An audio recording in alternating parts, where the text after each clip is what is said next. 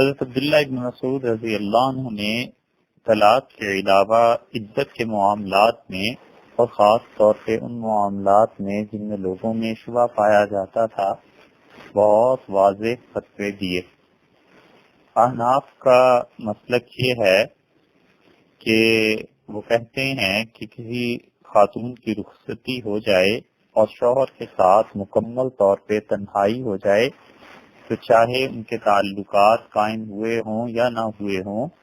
مہر کی پوری رقم واجب ہو جائے گی، اور اگر اس صورت میں شوہر کا انتقال بھی ہو جائے تو عدت بھی پوری گزارنی ہوگی۔ اور یہ فتویٰ اصل میں حضرت عبداللہ ابن مسعود رضی اللہ عنہ ہی کا تھا،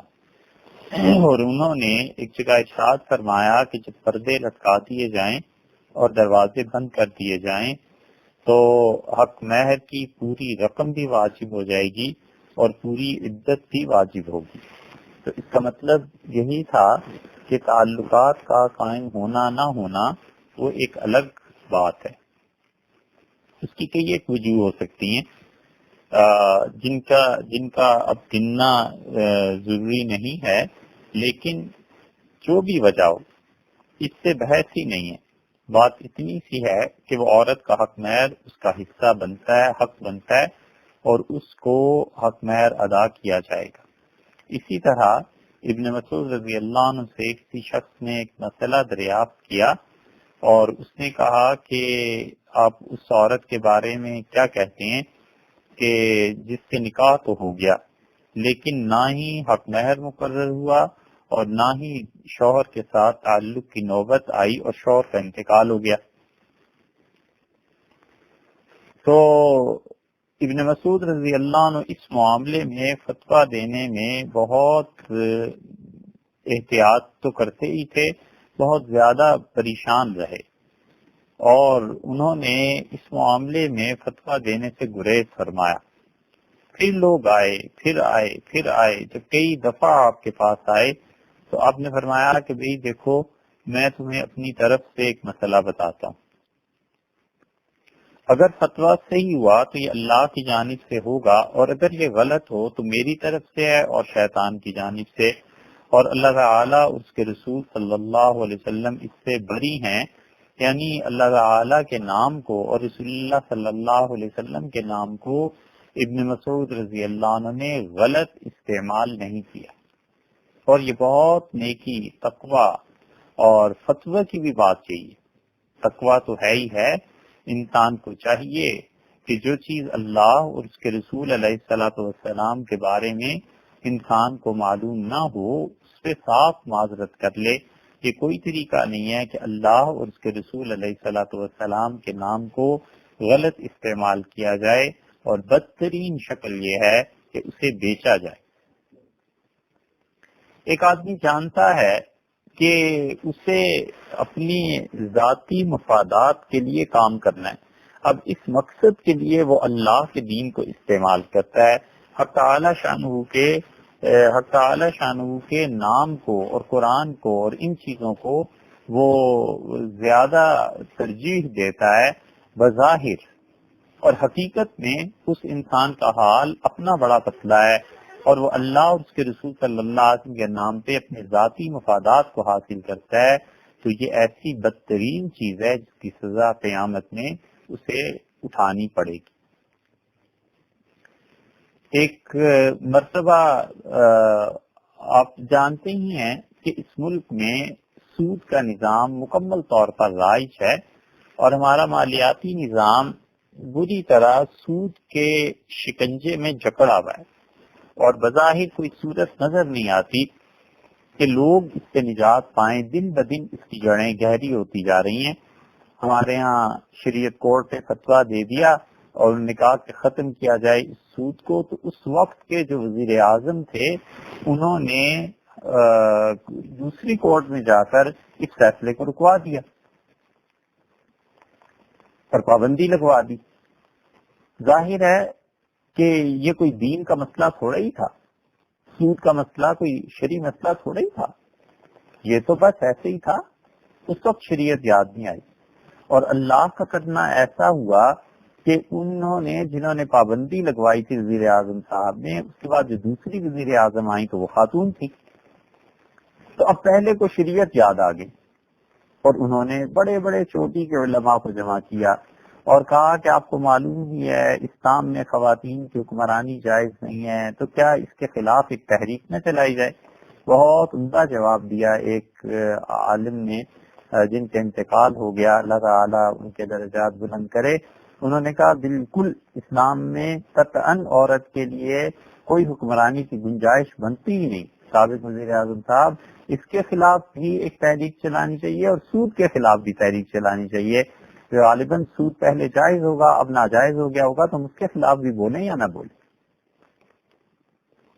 تو ایسے لوگ جو اپنی ذات کے لیے جب چاہیں شریعت کو ترجیح دے دیں، جب چاہیں اللہ اور اس کے رسول علیہ الصلوۃ والسلام کا نام لے آئیں اور جب چاہیں اس نام کو پیچھے لے جائیں، یہ لوگ ہیں جو اللہ کے دین کو بیچتے ہیں. ابن مسعود رضی اللہ عنہ اس بات سے بہت ڈرتے تھے کہ کسی بات کا غلط انتساب اللہ کی طرف اور اس کے رسول صلی اللہ علیہ وسلم کی طرف ہو جائے. ہم نے اپنے ساتھ میں دیکھا کوئی کہتا تھا کہ اس کام سے اللہ تعالی بہت آپ سے خوش اور راضی ہوئے ہوں گے، تو وہ کہتے تھے کہ گمان یہی ہے، باقی اب اللہ خوش ہوا ہے یا نہیں ہوا یہ تو قیامت میں بھائی پتہ چلے گا. گمان یہ ہے کہ اللہ تعالیٰ کی خوشی کا باعث یہ چیز بنی ہوگی. اتنے محتاط لوگ تھے. تو ابن مسعود رضی اللہ عنہ کسی شخص نے جب یہ مسئلہ پوچھا تو انہوں نے فرمایا کہ دیکھو بھائی میں اپنی رائے کے مطابق فتویٰ دیتا ہوں اور اگر یہ سچ ہے تو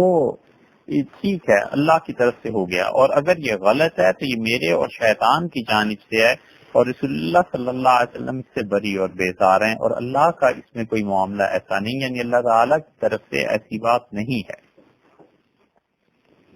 اور پھر انہوں نے کہا کہ اس عورت کو حق مہر پورا ملے گا اور اسے میراث بھی ملے گی. اور جس دن انہوں نے یہ فتویٰ دیا حضرت معقل ابن یسار رضی اللہ عنہ اس دن پہنچے تھے، وہ اس مجمع میں اتفاق سے آ کے بیٹھے ہی تھے.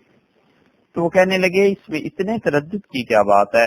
میں نے حضور اقدس صلی اللہ علیہ وسلم کو دیکھا تھا، بروا ایک خاتون تھی بنت واشق کی بیٹی، جب ان کا مسئلہ یہی پیش ہوا تھا تو رسول اللہ صلی اللہ علیہ وسلم نے یہی فیصلہ فرمایا تھا جو ابن مسعود آپ نے کیا ہے. تو ابن مسعود رضی اللہ عنہ اتنے خوش ہوئے کہ ایک جگہ آیا ہے وہ بار بار کہتے تھے لوکانت بہت دنیا، مجھے آج پوری دنیا اگر مل جاتی، پورا زمین کا حصے اور سب کچھ مل جاتا تو مجھے اتنی خوشی نہ ہوتی جتنی اس سے خوشی ہوئی کہ میرا فتویٰ جو تھا وہ رسول اللہ صلی اللہ علیہ وسلم کے فتوے کے مطابق ہوگی. اور ان کی آنکھوں میں آنسو آ گئے اور خوشی کی وجہ سے، اور وہ بار بار مسرت کا اظہار فرماتے تھے. کہ ابن مسعود رضی اللہ عنہ اتنے محتاط اور اللہ کے ساتھ تعلق کی وجہ سے اتنے ڈرنے والے تھے. اسی طرح عدت کے معاملات میں فتویٰ دیتے تھے اور فرماتے تھے کہ جو ہی شوہر کا انتقال یا طلاق ہوتا ہے عورت کی عدت اسی لمحے شروع ہو جاتی ہے، چاہے وہ شخص اپنی اہلیہ کے پاس اپنے گھر میں موجود ہو یا نہ ہو. جو ہی اس نے طلاق دی یا اس کی وفات ہوئی تو عدت اسی دن سے شروع ہو گئی. ابن مسعود رضی اللہ عنہ نے کئی مرتبہ یہ فتویٰ ارشاد فرمایا اور یہ بھی فرماتے تھے کہ عورت وفات کی عدت جب گزار رہی ہو شوہر کی یا طلاق کی عدت گزار رہی ہو تو بھلائی اور خیر کی بات ہے کہ جو رات بھی گزارے وہ اسی گھر میں گزارے. چنانچہ ان کے زمانے میں ایک واقعہ یہ پیش آیا کہ ہمدان کے علاقے میں کچھ عورتوں کے خاوند قتل ہو گئے. تو انہوں نے خواتین تھیں الگ الگ گھروں میں رہتی تھی، تو انہوں نے پوچھا حضرت عبداللہ ابن مسعود رضی اللہ عنہ سے کہ گھر میں گھبراہٹ ہوتی ہے، وحشت ہوتی ہے. تو ابن مسعود رضی اللہ عنہ کا کہ دن کے وقت تم احاطے میں آ جایا کرو، ایک دوسرے سے مل لیا کرو تاکہ ایک دوسرے کی دلجوئی ہو جائے، لیکن جب رات ہو جائے تو راتیں اپنے گھروں میں گزارو. ابن مسعود رضی اللہ عنہ اس کو ضروری بھی قرار دیتے تھے اور ہے بھی یہی مسئلہ جو احناف کے یہاں ہے، اور اس کی تفصیل بھی فقہ کی کتابوں میں ملے گی کہ عدت والی عورت کون سی عدت گزار رہی ہے اور وہ اس کی عمر کیا ہے، اس کے حالات کیا ہیں، اور کن حالات کی وجہ سے وہ رات گھر سے باہر رہ سکتی ہے عدت کے دوران یا نہیں رہ سکتی۔ یہ تفصیلی فتوے ہیں جو فقہ کی کتابوں میں موجود ہیں۔ اسی طرح عدت کے دوران حج یا عمرہ کرنے پر حنفی فقہا میں سے بہت سے اس کے قائل ہوئے ہیں کہ وہ کہتے ہیں کہ ایسا حج اور عمرہ دوبارہ کیا جائے گا، اور ابن مسعود رضی اللہ عنہ کے زمانے میں ایسے ہوا تھا، اور ابن مسعود رضی اللہ عنہ نے ان خواتین کو واپس بھیج دیا، یعنی عدت کے دوران حج اور عمرے پر جانے والی خواتین کو اجازت نہیں دی کہ وہ عمرہ کریں یا حج کریں۔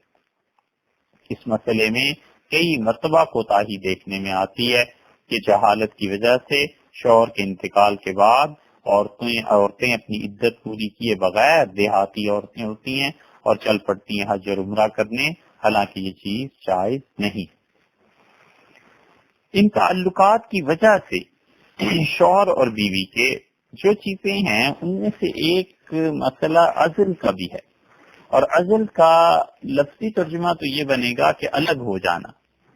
اور اس کا اصطلاح میں حدیث میں جہاں بھی اس کا ذکر آیا ہے نبی کریم صلی اللہ علیہ وسلم سے پوچھا گیا اور عزل کے متعلق، تو عزل کا مطلب یہ ہے کہ شوہر جب اپنی بیوی کے ساتھ تعلقات میں آخری مرحلے پر پہنچے تو وہ اپنے آپ کو اپنی اہلیہ سے الگ کر لے تاکہ آئندہ بچوں کی ولادت کی نوبت نہ آئے۔ اور ابن مسعود رضی اللہ عنہ کا ایک فتویٰ تو یہ ہے کہ انہوں نے کہا یہ عزل کرنا مباح ہے، جائز ہے۔ یوں سمجھ لیجیے کہ خاندانی منصوبہ بندی کے جو طریقے اس زمانے میں تھے اس میں سے ایک طریقہ یہ بھی تھا، اور ابن مسعود رضی اللہ عنہ اسے جائز قرار دیتے تھے۔ جابر ابن عبداللہ رضی اللہ عنہما کی روایت میں بھی ایسے ہی آیا ہے، انہوں نے کہا قرآن کریم نازل ہوتا تھا جس زمانے میں حضور صلی اللہ علیہ وسلم پر ہم عزل کیا کرتے تھے، مطلب یہ کہ اگر یہ مکروہ یا حرام چیز ایسی ہوتی جیسے ہمارے زمانے میں لوگ سمجھتے ہیں تو اللہ تعالیٰ اس کے متعلق وہی نازل کر دیتا۔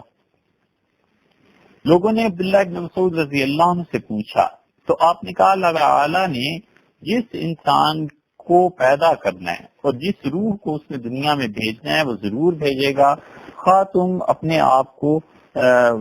کسی چٹان پہ فارغ کر لو۔ تو انہوں نے کہا تمہارا جی چاہے تو یہ کرو اور تمہارا جی چاہے تو نہ کرو۔ اور ایک مرتبہ یہ بھی فرمایا ابن مسعود رضی اللہ عنہ نے کہ اگر تم ایسے نہ کرو تو تم پر کوئی گناہ نہیں۔ اللہ نے جس چیز کو پیدا کرنا ہے اگر چٹان پہ بھی ایسے اسباب ہوں گے تو اللہ اس میں روح ڈال دے گا۔ اسی لیے ابن مسعود رضی اللہ عنہ کے اسے مباح سمجھتے تھے، تو ان کے متعلق بھی آتا ہے ان کے شاگردوں نے کہا کہ ابن مسعود رضی اللہ عنہ نے کہا میں خود بھی کبھی اس پہ عمل کر لیتا ہوں۔ اس سے خاندانی منصوبہ بندی کی اباحت ثابت ہوتی ہے، جائز ہونا، مگر وہ کون کون سی صورتیں ہیں جن صورتوں میں یہ ناجائز ہے اور کون سی صورتیں ہیں جن میں جائز ہے، یہ فقہ کی کتابوں میں اس کی تفصیل مل جائے گی، اور پہلے اس کا تذکرہ گزر بھی چکا ہے جہاں تفصیل سے عرض کیا گیا تھا کہ کسی سوال کے جواب میں کہ کون کون سی صورتیں جائز اور کون سی ناجائز۔ امام بہقی رحمۃ اللہ علیہ بالکل اس کے برعکس روایت لائیں۔ بہقی میں آیا ہے کہ ابن مسعود رضی اللہ عنہ کے متعلق کہ گویا وہ اس چیز کو مکروہ سمجھتے تھے عزل کو۔ عبداللہ ابن عباس رضی اللہ عنہ سے پوچھا گیا، انہوں نے کہا مجھے کوئی پرواہ نہیں ہے، اور عبداللہ ابن عباس رضی اللہ عنہ گھر گئے تھے عبداللہ ابن مسعود رضی اللہ عنہ سے ملنے کے لیے، تو وہاں کوئی مجلس ہوگی علمی، کسی نے سوال کیا ہوگا، تو انہوں نے فرمایا کہ میں عزل کر لوں یا نہ کروں، مجھے اس کی کوئی پرواہ نہیں۔ مطلب یہ کہ کوئی گناہ اور ثواب کی بات نہیں ہے، مباح ہے۔ اور پھر کہنے لگے لیکن اس گھر کا جو مالک ہے نا یعنی ابن مسعود رضی اللہ عنہ، یہ اسے مکروہ سمجھتے ہیں، اسی لیے ابن مسعود رضی اللہ عنہ سے دوسری روایت بھی آئی ہے کہ وہ اس چیز کو جائز نہیں سمجھتے تھے۔ لیکن اس کی صورت یہ بھی ہو سکتی ہے کہ ابن مسعود رضی اللہ عنہ نے جو جائز قرار دیا ہو تو وہ باندیوں سے ایسے تعلق کو، اور چونکہ اس میں شوہر کے علاوہ بیوی کا بھی حق بنتا ہے، تو اگر بیوی کی اجازت کے بغیر کوئی یہ کام کرے گا تو تو پھر مکروہ ہوگا، لیکن بیوی کی اجازت سے کرے گا تو پھر دونوں کا حق ہے اور دونوں نے اپنے حق کو ثابت کر دیا، اس لیے یہ جائز قرار پائے گا۔ تو ابن مسعود رضی اللہ عنہ کے جتنے بھی اقوال اس معاملے میں ہیں، اگر دونوں اس طرح سے دیکھے جائیں تو یہ بات درست ہو جاتی ہے، یعنی کراہت بھی جو انہوں نے فتویٰ دیا ہے اور کراہت کے علاوہ جو فتویٰ انہوں نے دیا ہے، یہ دونوں چیزیں درست قرار پاتی ہیں۔ تو ابن مسعود رضی اللہ عنہ کے یہ فتوے کئی جگہ پر آئے، کیونکہ علم اللہ نے بہت دیا تھا، بہت زیادہ علم تھا، اتنا زیادہ علم تھا کہ صحابہ کرام رضی اللہ عنہ اور حتیٰ کہ خلافت راشدہ میں خلفاء ان سے مسائل پوچھا کرتے تھے، اور ابن مسعود رضی اللہ عنہ کو خود بھی بڑا تعلق تھا علم سے، کیونکہ فتویٰ دینے کے لیے علم بہت ضروری ہے، اور ایک علم بھی نہیں بلکہ بہت سے علوم ایسے ہیں جب تک انسان کو اس کی خبر نہ ہو فتویٰ دینے کا اہل نہیں ہوا کرتا۔ ابن مسعود رضی اللہ عنہ کہتے تھے کہ علم کے اٹھ جانے سے پہلے اسے حاصل کرو، اور اہل علم کا دنیا سے رخصت ہونا ہی علم کا اٹھ جانا ہے۔ علماء جب قتل ہو جائیں، مارے جائیں، شہید کر دیے جائیں، اور پھر ان کا بدل نہیں پیدا ہوتا، تو جو آدمی اس دنیا سے چلا جاتا ہے پھر کیا ہوتا ہے؟ پھر اس جیسا آدمی ملنا بھی دشوار ہو جاتا ہے۔ اور ابن مسعود رضی اللہ عنہ کہتے تھے علم کو حاصل کرتے رہنا، کیونکہ کوئی شخص نہیں جانتا کہ اسے کب کس مسئلے کی ضرورت پڑ جائے،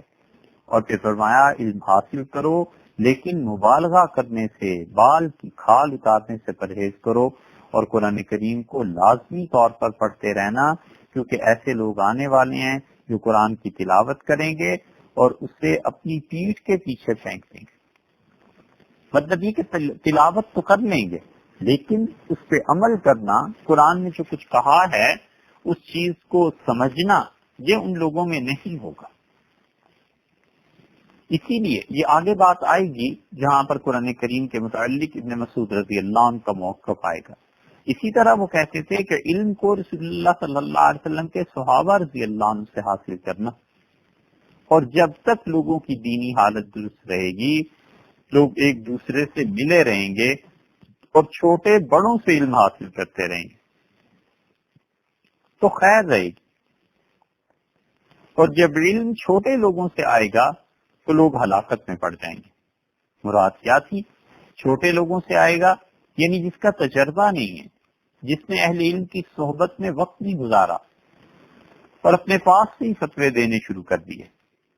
اسی لیے کیا خوبصورت بات انہوں نے کہی، اور کتنے کام کی بات ہے جو ہمارے زمانے میں آپ کو عام طور پر نظر آ جائے گی۔ ابن مسعود رضی اللہ عنہ کا کہ ایک شخص کوئی حدیث بیان کرتا ہے، پھر اسے دوسرا سن لیتا ہے، اور حدیث کو سمجھنے کے لیے جتنی عقل کی ضرورت ہے اتنی عقل اس میں ہوتی نہیں، اور انجام اس کا یہ ہوتا ہے کہ حدیث اس کے لیے وبال بن جاتی۔ اسی لیے محدثین نے لکھا اور فقہا نے کہ الاحادیث مضلہ، صرف حدیث پڑھ کے لوگ گمراہ ہو جاتے ہیں، الا الفقہا، سوائے ان لوگوں کے جو حدیث کا مفہوم سمجھتے ہوں، جن کی گہری نظر ہو۔ ہر آدمی اگر حدیث کی کتابیں کھول لے اور بیٹھ کے پڑھنا شروع کر دے، اور اس کی اتنی عقل نہ ہو اور نہ ہی علم اتنا ہو، نہ اسے یہ پتا ہو کہ یہ حدیث کسی اور حدیث سے منسوخ ہو گئی ہے یا نہیں، نبی کریم صلی اللہ علیہ وسلم نے کیا کہا تھا، آخر پہ فتویٰ کیا ہو گیا تھا، ابتدائی دور میں فتوے کیا تھے، تو اس کے لیے یہی حدیث وبال بن جائے گی۔ ابھی آپ دیکھیں گے کہ ایک واقعہ آپ سے عرض کریں گے کہ حدیث کا سمجھنا اور کس چیز نے کس چیز کو منسوخ کر دیا، یہ کتنا اہم علم ہے، حتیٰ کہ عبداللہ ابن مسعود رضی اللہ عنہ نے اب خود ایک مرتبہ رجوع فرمایا۔ اور بغیر علم کے واعظ کرنا یہ اور زیادہ خطرناک ہے۔ لوگوں میں اپنی بڑائی کا اظہار، لوگوں کو زیادہ سے زیادہ اپنی طرف متوجہ کرنا، یہ سمجھنا کہ ہمارا حلقہ، ہماری جماعت وسیع ہو جائے، اور یہ خیال نہ رہے کہ یہ جو علم ہے اور یہ جو تقریریں ہیں اگر ان میں اخلاص نہیں ہے اور ان میں صرف اپنی ذاتی نمائش ہے تو یہ قیامت میں وبال بن جائے گی، یہ چیزیں ہو جاتی ہیں۔ اسی لیے ایک آدمی لوگوں کو واعظ کر رہا تھا تو ابن مسعود رضی اللہ عنہ سے سنا اور فرمایا کہ لوگوں کو اللہ سے مایوس نہ کرنا، یعنی امید دلاتے رہنا، اور اسی لیے جن لوگوں کو اللہ نے واقعی اپنے دین کی گہری سمجھ اور علم عنایت فرمایا ہے ان لوگوں کے متعلق ابن مسعود رضی اللہ عنہ کہتے تھے کہ دیکھو جس شخص کو اللہ نے علم دیا ہے اسے نہ ستانا، اور جس شخص نے کسی فقیہ کو ستایا، یعنی اللہ نے اسے علم دیا تھا ٹھوس اور گہرا اور کوئی شرعی وجہ بنتی نہیں تھی، خام خواہ اسے تنگ کرنا، اذیت پہنچانا۔ فرمایا ابن مسعود رضی اللہ عنہ نے جو شخص کسی فقیہ کو ایذا اور تکلیف پہنچاتا ہے وہ رسول اللہ صلی اللہ علیہ وسلم کو تکلیف پہنچاتا ہے، اور جس نے رسول اللہ صلی اللہ علیہ وسلم کو تکلیف پہنچائی وہ اللہ کو تکلیف دیتا ہے۔ تو یہ تکالیف، یہ مصائب، پریشانیاں کیسے آتی ہیں؟ دین کا علم پڑھ لیا، محنت کر لی، علم حاصل کیا، اور لوگوں میں اگر آ جائے گا تو لوگ اس کا جینا دوبھر کر دیں گے، طنز، تشنیع، خام خواہ کی تنقید اور بہت سی چیزیں جو اب ہمیں نظر آتی ہیں کہ اس طرح لوگ انہیں تکلیف پہنچاتے ہیں، اور اس تکلیف کا اثر حق تعالی شانہ تک پہنچتا ہے۔ نتیجہ اس کا یہ نکلتا ہے کہ ایسا آدمی زندگی میں کہیں نہ کہیں پہنچ کے اس وبال میں آ جاتا ہے۔ اس لیے بچے اس ظلم سے، یہ ظلم اندھیرا ہے، اور ظلم کرنے سے قبر اندھیری ہو جاتی ہے، کوئی روشنی وہاں رکھنے والا اور لانے والا نہیں ہوتا۔ باہر روشنیاں جتنی مرضی ہوتی رہیں لیکن اندر قبر کے اندھیرا ہی ہو جاتا ہے، اس لیے نہ کرے ظلم۔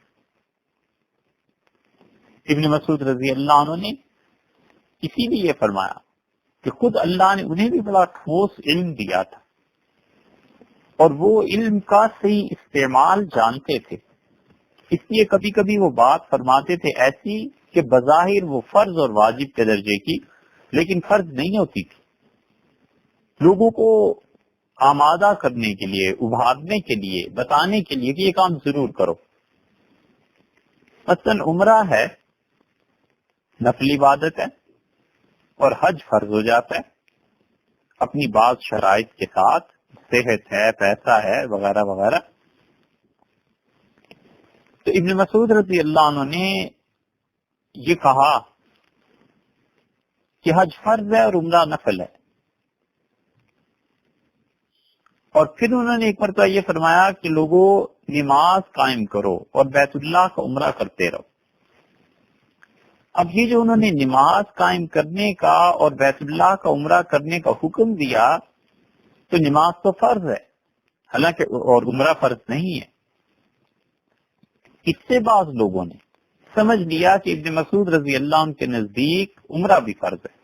خاص طور پہ جو ابن حزم ہے نا ظاہری، انہوں نے تو اسے ابن مسعود رضی اللہ عنہ کی طرف منسوب کر دیا کہ ابن مسعود رضی اللہ عنہ عمرے کو فرض سمجھتے تھے، حالانکہ ابن حزم کو اتنی سمجھ نہیں آئی کہ یہ ایک انداز ہے لوگوں کو عمرے پر آمادہ کرنے کا، یہ بات نہیں ہے کہ ابن مسعود رضی اللہ عنہ کو سے فرض سمجھتے تھے۔ ابن حزم جب لکھتے ہیں تو بہت غیر محتاط ہو کر لکھتے ہیں، اور ان کا قلم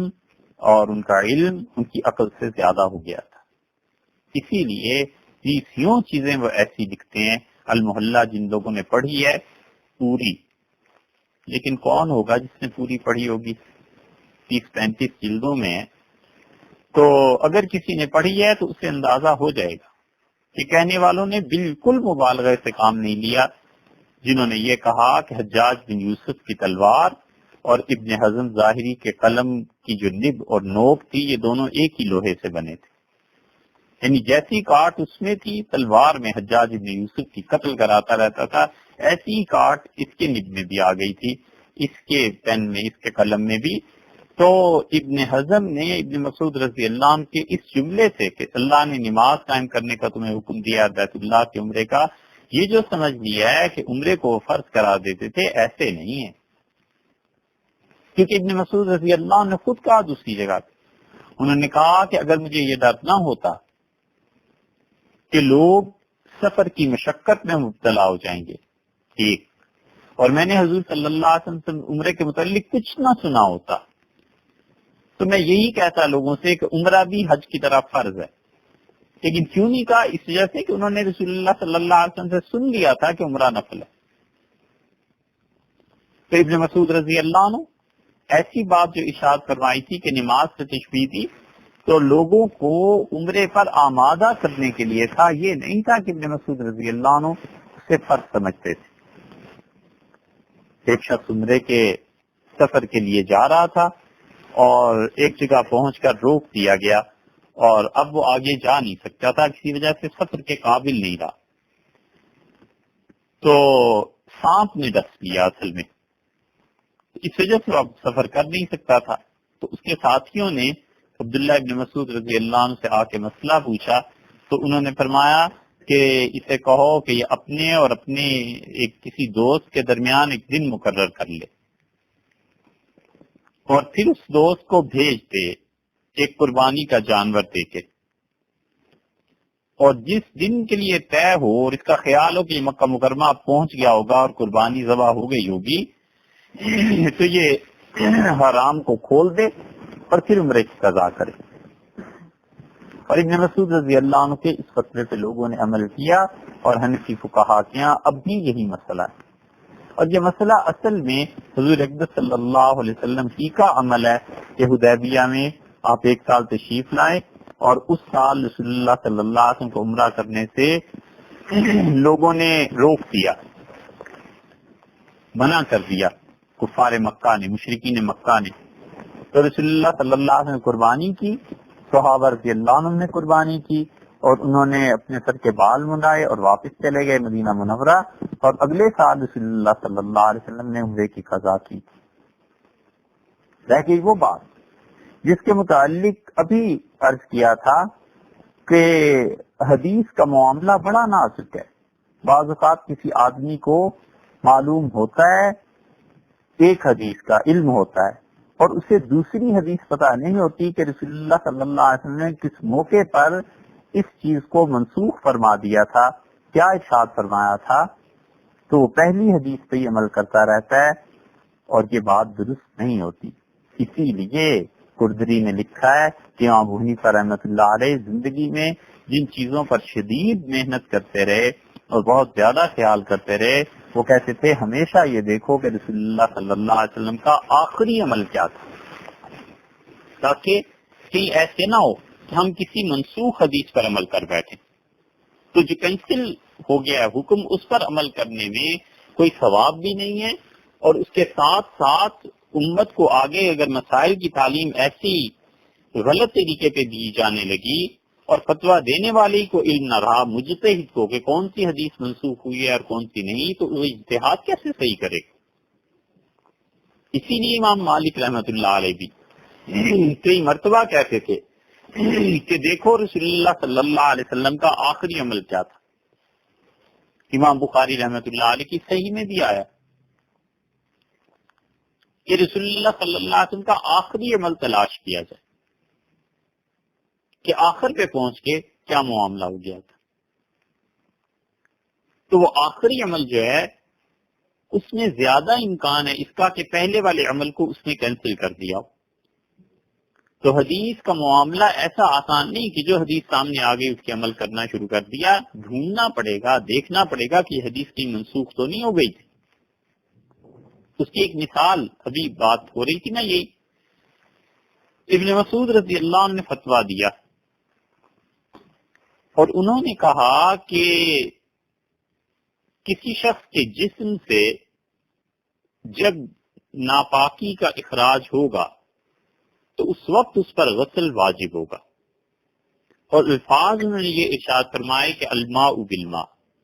پانی کی وجہ سے پانی سے غسل کرنا پڑتا ہے۔ اور مراد ان کی یہ تھی کہ اگر کسی شخص نے، شوہر نے اپنی بیوی سے ایسے تعلقات قائم کیے اور وہ فارغ نہیں ہو سکا اور الگ ہونا پڑا تو اس پر غسل واجب نہیں ہوتا. یہ ابن مسعود رضی اللہ عنہ کا کسی زمانے میں فتویٰ تھا. اور اس کے برعکس حضرت عائشہ رضی اللہ عنہ کا فتویٰ کیا تھا؟ ام المومنین رضی اللہ عنہ فرماتی تھی کہ شرم کے مقامات جب ایک دوسرے میں پیوست ہو جائیں اور چھپ جائیں تو چاہے وہ فارغ ہوا ہے یا نہیں ہوا، ان دونوں پر غسل واجب ہوگا. اور ابن مسعود رضی اللہ عنہ کو رجوع کرنا پڑا اور انہوں نے آخر ام المومنین حضرت عائشہ رضی اللہ عنہ کے قول کو اختیار کیا اور انہوں نے یہ جو فتویٰ دیا تھا کہ الماء بالماء، پانی کی وجہ سے پانی یعنی غسل واجب ہوتا ہے، ابن مسعود رضی اللہ عنہ نے صاف رجوع فرما لیا اور فرمایا میرا فتویٰ ٹھیک تھی. اور واقعہ یہ ہوا کہ حضرت عمر رضی اللہ عنہ کے پاس ایک آدمی آیا اور اس نے کہا امیر المومنین، روز مرہ زندگی کے مسائل پیش آتے اور آپ یہ فتویٰ دیتے ہیں کہ جب ایسے اور ایسے ہو جائے تو ہم لوگ غسل کریں چاہے ہم فارغ ہوئے یا نہیں ہوئے. اور یہ جو زید بن خالد جوہنی ہے، ان کا فتویٰ یہ ہے کہ جب تک کوئی آدمی فارغ نہیں ہوگا اس پر غسل واجب نہیں ہوگا. حضرت عمر رضی اللہ عنہ چھپ ہو گئے، سن کے حیران ہوئے اور پھر فرمایا بلاؤ زید بن خالد کو. زید بن خالد کو جب بلایا گیا تو حضرت عمر رضی اللہ عنہ نے کہا یہ فتویٰ تم نے دی ہے؟ انہوں نے کہا جی. تو حضرت عمر رضی اللہ عنہ نے کہا تمہیں اپنی جان سے دشمنی ہے، لوگوں کو اپنی رائے سے فتویٰ دیتے ہو، اور سخت ڈانٹ پلائی. تو زید بن خالد نے کہا امیر المومنین، خدا کی قسم میں نے اپنے باپ سے فتویٰ نہیں دیا، میرے چچا ابو ایوب اور ابو رافع رضی اللہ عنہما دونوں نے مجھے یہ حدیث سنائی تھی کہ پانی کی وجہ سے پانی. تو حضرت عمر رضی اللہ عنہ نے کہا کہ کیا تم لوگ حضور صلی اللہ علیہ وسلم کے زمانے میں اس طرح کرتے تھے؟ اب سب چپ تھے. پھر حضرت عمر رضی اللہ عنہ نے کہا مجھے حیرت ہے کہ نہ اللہ کی طرف سے کوئی تمہارے لیے چیز نازل ہوئی، نہ رسول اللہ صلی اللہ علیہ وسلم نے منع فرمایا، حالانکہ رسول اللہ صلی اللہ علیہ وسلم کو اس بات کا علم تھا کہ تم لوگ ایسے کرتے. تو زید بن خالد بالکل چپ رہے. انہیں پتا تھا کہ حضرت عمر رضی اللہ عنہ غلط فتوے کو برداشت نہیں کرتے اور ڈانٹ پڑی ہے اور اس کے بعد اور بھی سختی ہو سکتی ہے. تو حضرت عمر رضی اللہ عنہ نے کہا بلاؤ انصار کو اور مہاجرین کو. صحابہ رضی اللہ عنہ کو اکٹھا کیا اور یہ مسئلہ ان کے سامنے رکھا اور عمر رضی اللہ عنہ نے کہا اصل صورتحال یہ ہے، پانی کا نہانے سے ان چیزوں سے کیا تعلق ہے؟ تو کئی ایک لوگوں نے فتویٰ دیا اور انہوں نے کہا امیر المومنین ایسی صورت میں غسل واجب نہیں ہوتا. حضرت عمر رضی اللہ عنہ نے کہا علی سے پوچھو. تو سیدنا علی رضی اللہ عنہ نے کہا امیر المومنین جب شرم اور سطر کے مقامات ایک دوسرے سے مل جائیں اور چھپ جائیں تو غسل واجب ہو جاتا ہے، چاہے کوئی آدمی فارغ ہو یا نہ ہو. پھر حضرت عمر رضی اللہ عنہ نے معاذ رضی اللہ عنہ سے پوچھا. اس سے پتا چلتا ہے کہ معاذ بن جبل رضی اللہ عنہ کو اتنا علم اللہ نے دیا تھا، حضرت عمر رضی اللہ عنہ کے فتوے پہ اعتبار فرماتے تھے. انہوں نے بھی یہی فتویٰ دیا.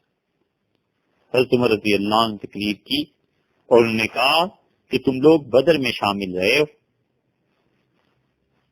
اور تم اس فتوے پہ اختلاف کر رہے ہو، اور جو امت میں بعد میں آئیں گے ان کے اختلاف کا کیا حال ہوگا، اس لیے ایک ہی فتویٰ دو، یا ہم لوگ رجوع کریں عمر، علی، معاذ بن جبل یہ سب لوگ، اور یا تم لوگ رجوع کرو. یہ ساری بحث سن کے علی رضی اللہ عنہ نے بڑا اچھا فیصلہ فرمایا. انہوں نے کہا امیر المومنین اس بات کے متعلق سب سے زیادہ علم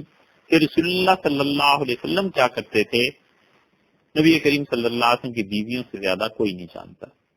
اس لیے ان سے پوچھنا چاہیے. یہ ان لوگوں کی علم کی جستجو تھی. ایک ہے شرم و حیا جو عرف عام میں ہے اور ایک حقیقی حیا ہے. حقیقی حیا یہ ہے کہ آدمی گناہ کرتے ہوئے اللہ سے شرم کھائے اور خدا کا شرم، خدا سے غیرت، خدا کی لاج اسے گناہ سے باز رکھے، روک دے۔ یہ پہلے زمانے میں ہوا کرتی تھی، اب نہیں رہی، ہوتی ہوگی کہیں کہیں، ورنہ اللہ کی وجہ سے کون گناہ کو چھوڑتا ہے۔ حضرت عثمان رضی اللہ عنہ کہتے تھے کہ میں کھڑے ہو کے نہا نہیں سکا زندگی بھر، کیونکہ مجھے اللہ سے حیا آتی ہے ہمیشہ کہ اللہ تعالیٰ مجھے دیکھ رہا ہے۔ تو وہ حیا ہے، وہ تو ختم ہو گئی، باقی رہ گئی اور حیا۔ تو وہ حیا دین کے معاملے میں بہت زیادہ ہو گئی کہ یہ مسئلہ کیسے پوچھیں، یہ بات کیسے کریں، شرم آتی ہے۔ بھئی روزمرہ زندگی کے مسائل ہیں، اگر انسان علم حاصل نہیں کرے گا تو وہ پھر معاملات کو کیسے حل کرے گا؟ یہ ٹھیک ہے کہ الفاظ مناسب ہونے چاہیے، انسان کا رویہ مناسب ہونا چاہیے،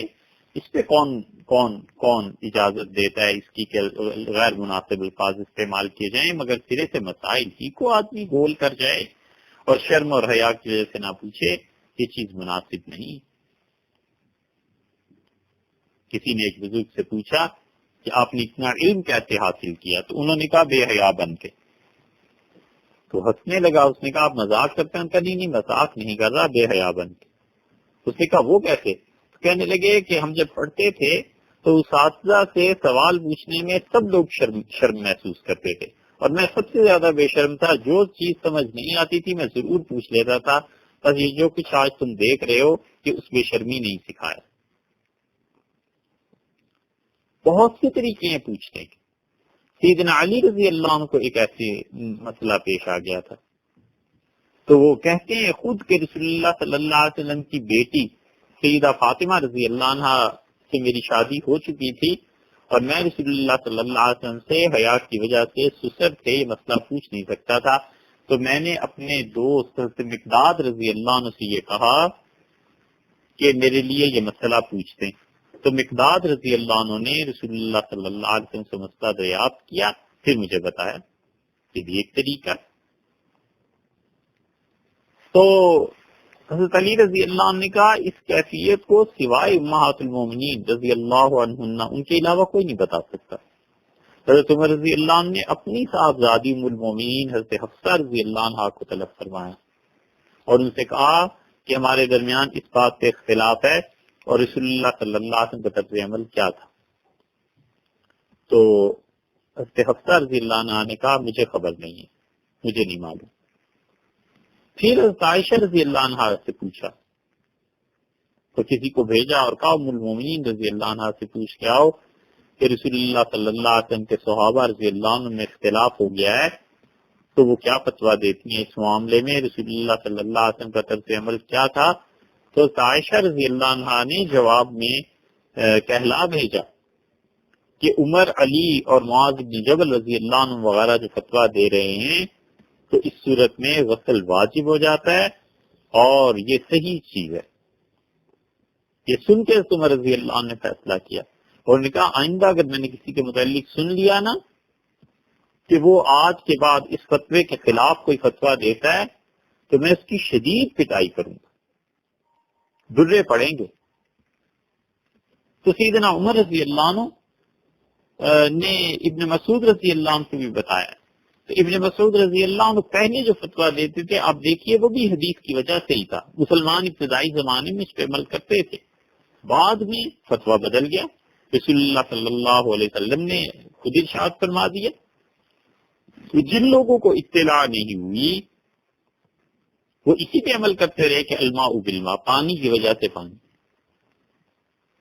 اور جب یہ مسئلہ زیر بحث آیا تو پتہ چلا حضور اکبر صلی اللہ علیہ وسلم نے تو اس مسئلے کو بدل دیا تھا، منسوخ فرما دیا تھا، تو ابن مسعود رضی اللہ عنہ نے اپنے قول سے رجوع کر لیا۔ اسی طرح ابن مسعود رضی اللہ عنہ جمعے کے دن غسل کرنے کو سنت سمجھتے تھے اور لوگوں کو بتاتے تھے کہ جمعے کا دن اس دن حضور اکبر صلی اللہ علیہ وسلم غسل کرتے تھے۔ ہمارے حنفی فقہا نے غیر موقدہ سنت ہونا اس کا فتویٰ اس پہ دیا اور وہ کہتے ہیں کہ جمعے کے دن غسل کیا جائے اس طرح کہ اس غسل کے ساتھ ہی جمعے کی نماز پڑھی جائے. یہ رسول اللہ صلی اللہ علیہ وسلم کا طرز عمل تھا. تو جمعے کے دن غسل کرنا گویا جمعے کی نماز کے لیے ہے، اس دن کے لیے نہیں ہے. اگرچہ غالباً امام ابو یوسف رحمۃ اللہ علیہ کا فتویٰ تو دن کی وجہ سے، کیونکہ اگر ہم دن کی وجہ سے مان لیں تو پھر تو جمعے کے دن فرض کیجئے کوئی فجر کے بعد نہا لیتا ہے، کوئی عصر کے بعد نہا لیتا ہے تو بھی اس سے سنت حاصل ہو گئی غیر موقدہ.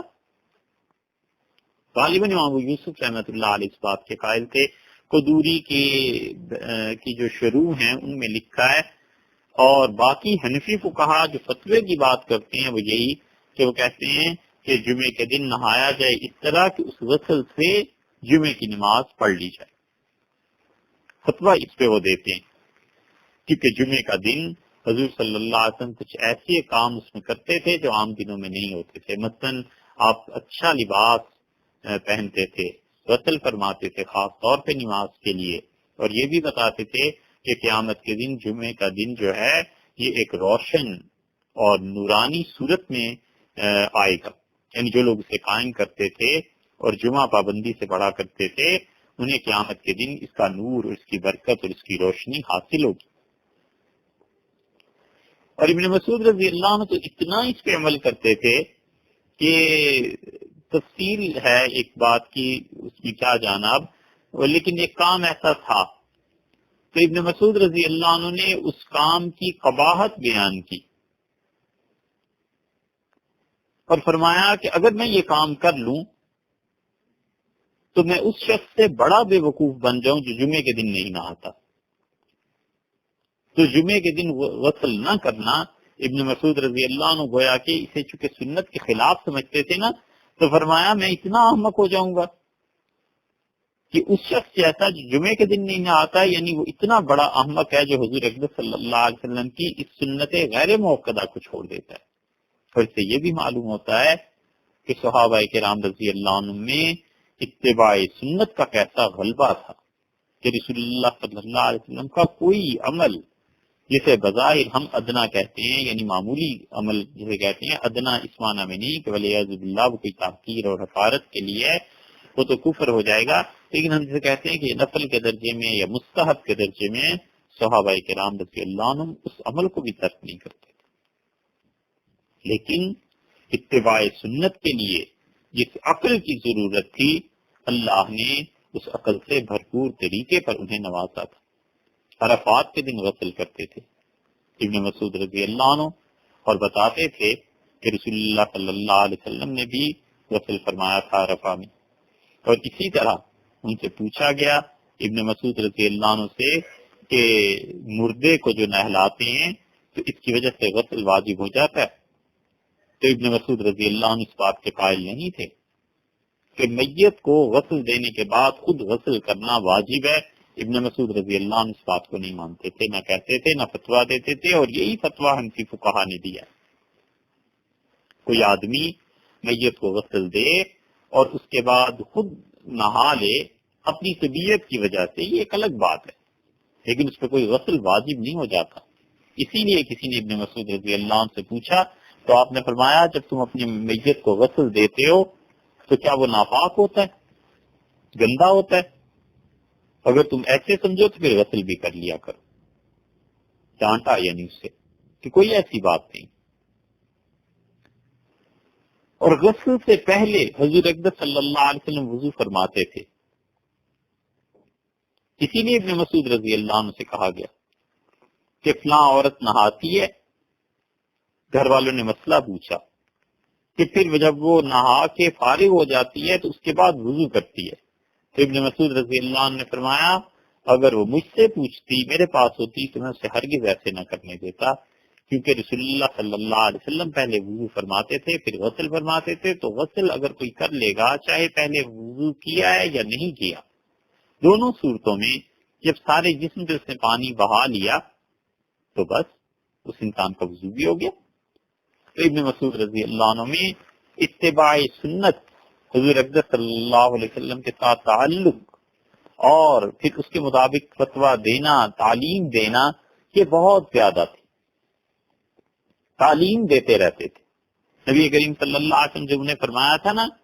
کہ تم ایسے لڑکے ہو جسے اللہ نے تعلیم کے لیے بھیجا ہے، یہ ایک فکرہ حضور اقدس صلی اللہ علیہ وسلم کا ابن مسعود رضی اللہ عنہ کی پوری زندگی پر غالب رہا. کسی شخص کو دیکھا تھا کہ اس نے قبر پہ کسی مسلمان کی قبر پہ پاؤں رکھ دیا، تو ابن مسعود رضی اللہ عنہ سے سمجھایا اور کہا کہ انگارے پہ پاؤں رکھ لو اور وہ بجھ جائے، یہ زیادہ اچھا ہے بجائے اس کے کہ تم کسی مسلمان کی قبر پہ پاؤں رکھو، کیونکہ کسی مسلمان کی قبر پہ پاؤں رکھنے کا مطلب یہ ہے کہ وہ اس میت کے حق کو ختم کر رہا ہے. یہ قبر کا جو اوپر کا حصہ ہوتا ہے جہاں مٹی ڈالتے ہیں، یہ اس میت کا حق ہے. حنفی فقہا نے تصریح کی ہے اس بات کی کہ وہ کہتے ہیں کہ میت کی جو مٹی ڈالی جاتی ہے قبر پہ، یہ حق ہے اس میت کا. تو اس پر کوئی آدمی پاؤں رکھتا ہے تو قبر کی حقارت ہے، اس کی توہین ہے. اسی لیے صحابہ رضی اللہ عنہ قبر کے متعلق منع کرتے تھے کہ کوئی آدمی ٹیک لگا کے بیٹھے. ایک صحابی رضی اللہ عنہ گزرے قبرستان سے، تو ایک آدمی کسی قبر سے ٹیک لگا کر بیٹھا ہوا تھا، تو منع کر دیا انہوں نے، اور انہوں نے کہا اس قبر والے کو تکلیف نہ پہنچاؤ. ابن مسعود رضی اللہ عنہ بھی ایسے ہی کرتے تھے. انہوں نے کسی آدمی کو دیکھا تو اسے سمجھایا کہ دیکھو انگارے پر پاؤں رکھ لو اور وہ بجھ جائے تو جو اس سے جلن اور تکلیف تمہیں ہوگی وہ کم درجے کی ہے بنسبت اس کے کہ تم کسی مسلمان کی قبر پہ پاؤں رکھو. اس سے اس کا حق ثابت ہوتا ہے. قبر کی حقارت توہین لازم آتی ہے، اور جو لوگ قبروں کی حقارت اور توہین کرتے ہیں اس کا مطلب یہ ہے کہ وہ اپنا جو انجام ہونا ہے کل کو اسی مٹی میں آ کے ملنا ہے نا، تو پھر نتیجہ ہی کیا نکلے گا کہ کل کو اس کی قبر پہ بھی کوئی پاؤں رکھے گا تو پھر اپنی قبر کو آدمی سوچ لے، پھر ایسی باتیں نہیں کرتا. اللہ تعالی نے یتیموں کا مال کھانے سے منع فرمایا ہے قرآن کریم میں، اور سورہ نساء میں اتنی مؤثر آیت ہے کہ آدمی میں اگر سمجھنے کی صلاحیت ہو اور دل میں انابت ہو اور اللہ کے ساتھ تعلق ہو تو وہ ایک آیت ہی کافی ہے. اللہ تعالیٰ نے منع کیا ہے کہ دیکھو یتیموں کا مال مت کھانا. جہاں پر اللہ تعالیٰ نے بیان کیے احکامات کہ وراثت کیسے تقسیم ہوگی، وہاں پر اللہ تعالیٰ نے فرمایا ہے کہ لوگوں کو دیتے رہو، اور ارشاد فرمایا بالکل سورہ نساء کے آغاز میں کہ وَإِذَا حَضَرَ الْقِسْمَةَ أُولُو الْقُرْبَى وَالْيَتَامَى وَالْمَسَاكِينَ، اور جب تم وراثت کی تقسیم کرو تو اس وقت وہ رشتہ دار جن کا وراثت میں حصہ نہیں بنتا، یتیم بچے، مسکین، فَارْزُقُوهُم مِّنْهُ، تو اس مال میں سے کچھ انہیں بھی خود دے دینا. یعنی فرض واجب تو نہیں ہے لیکن یتیم کا مال دینا تو واجب ہے نا. وَقُولُوا لَهُمْ قَوْلًا مَّعْرُوفًا، اور اپنے رشتہ داروں سے وہ بات کہو جو اچھی ہے، مناسب ہے. یعنی جس رشتہ دار کا حصہ نہیں بنتا، جب وہ دیکھے گا کہ میت کا ورثہ تقسیم ہو رہا ہے، سب کو پیسے مل گئے، جائیداد مل گئی، مجھے کچھ نہیں ملا، تو اللہ نے فرمایا اسے نرمی سے سمجھا دو کہ شریعت نے آپ کا حصہ اس میں نہیں رکھا، اگر ہوتا تو ہم ضرور دیتے. تو پھر فرمایا یتیموں کا مال کھانا، وَلْيَخْشَ الَّذِينَ، چاہیے کہ ڈریں وہ لوگ، لو ترکوا من خلفہم ذریۃ ضعافا خافوا علیہم، اگر یہ خود مر جائیں اور ان کی یتیم اولاد رہ جائے تو آج یہ جو مال کھا رہے ہیں دوسروں کا، یتیم بچوں کا، ان کے اپنے بچے جب یتیموں اور مال کوئی اور اڑا کر لے جائے تو پھر کیا حال ہوگا. فَلْيَتَّقُوا اللَّهَ وَلْيَقُولُوا قَوْلًا سَدِيدًا، چاہیے کہ اللہ سے ڈریں اور چاہیے کہ صاف بات کریں. تو یہ مؤثر بات ہے کہ تم خود مر جاؤ اور تمہارے بچے یتیم جب رہ جائیں تو تمہارا مال کوئی اور کھا جائے تو پھر تمہیں کتنی تکلیف پہنچے گی. اسی طرح آج کوئی اور مر گیا ہے، کسی کا انتقال ہو گیا ہے اور اس کے بچوں کا ورثہ باقی رہ گیا ہے، تو دیکھو کبھی بھی یتیم بچے اور بچیوں کے مال پہ ہاتھ نہ ڈالنا. ایسے نہ ہو کہ تم اس مال کو کھانے لگ جاؤ. اسی سے ملتی جلتی بات یہ ابن مسعود رضی اللہ عنہ نے کہی کہ جو قبر پہ پاؤں رکھ کر کھڑے ہو تو اگر فرض کر لو مراد یہ کہ انگارے پہ پاؤں رکھو، جتنی تکلیف ہوگی اس سے بدتر یہ حرکت ہے. تو یہ سمجھانے کے انداز ہیں، تعلیم دینے کے انداز ہیں کہ ابن مسعود رضی اللہ عنہ اختیار فرماتے تھے، لوگوں کو سمجھاتے رہتے تھے. اس لیے بہت جگہ پہ ان کے کلام میں بعض باتیں ایسی ہیں ابن مسعود رضی اللہ عنہ کے کہ ان کے جملے ملتے ہیں، لوگ سمجھتے ہیں کہ یہ فرض اور واجب ہے. جیسے عمرہ، اس کی مثال گزر چکی، حالانکہ وہ سمجھانے کے لیے، فتوے کی زبان نہیں ہے. اور یہ خود حضور اکبر صلی اللہ علیہ وسلم سے بھی ثابت ہے. اب نبی کریم صلی اللہ علیہ وسلم لا دین لمن لا امانت له، جس شخص میں امانت کا وصف نہیں پایا جاتا اس کا کوئی دین ہی نہیں. اس کا یہ مطلب تو نہیں ہے کہ وہ کافر ہو جائے گا. آپ نے امانت رکھوائی کسی کے پاس اور اس میں خیانت کر دی، آپ نے ایک کتاب امانت کے طور پہ دی تھی، انہوں نے اس کتاب کو ہی گول کر لیا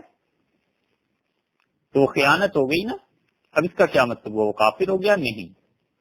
حالانکہ رسول اللہ صلی اللہ علیہ وسلم اس کا کوئی دین نہیں. تو نبی کریم صلی اللہ علیہ وسلم نے اس خیانت کی قباحت بیان کرنے کے لیے اتنے شدید الفاظ ارشاد فرمائے تاکہ اس سے سمجھ آ جائے کہ جو تم حرکت کر رہے ہو نا،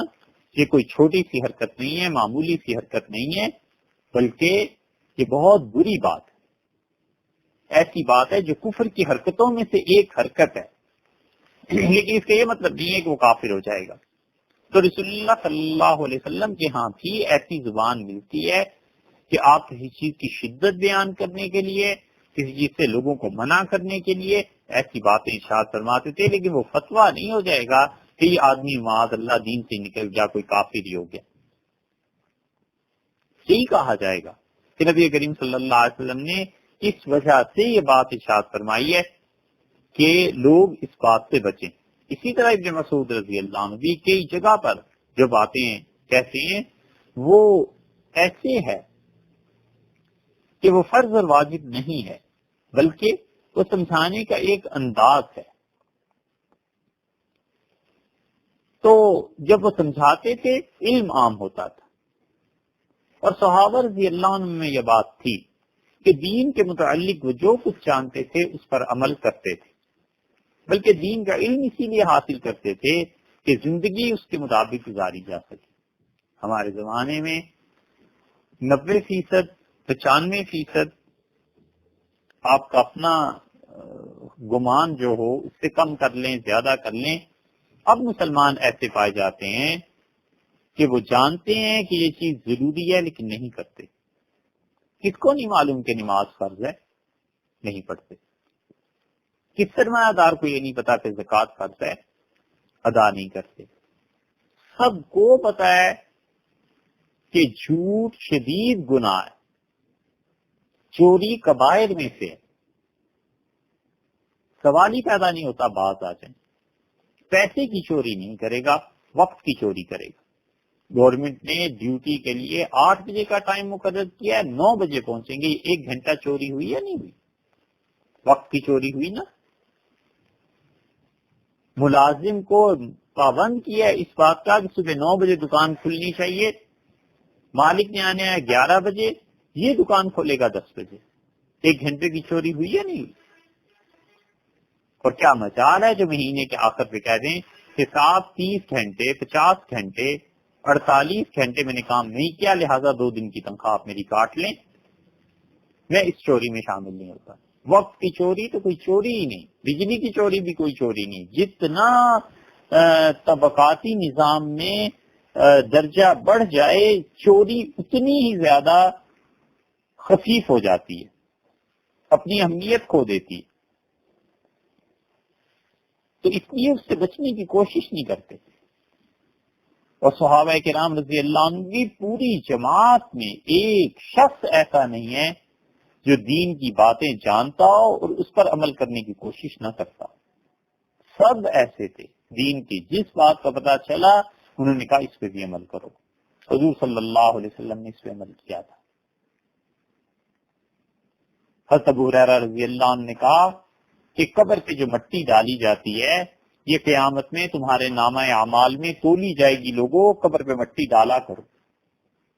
ہمارے یہاں کیا ہوتا ہے، میت کی تدفین ہوئی